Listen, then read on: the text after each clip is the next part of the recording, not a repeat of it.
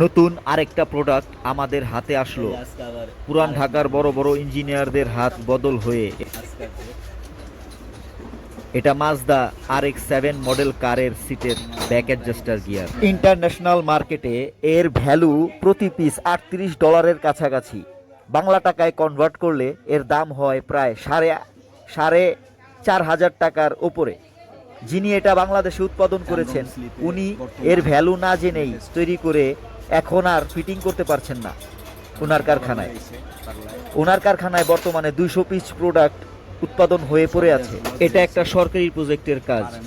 এটা কোচ ট্রেনে লাগানো হবে। এখন এটার উপর ভিত্তি করে পুরো প্রজেক্টটি থেমে আছে। পুরো ঢাকা চষে বেরিয়েছে, কেউ নাকি এটা ফিটিং করার মেকানিজমই বুঝে না।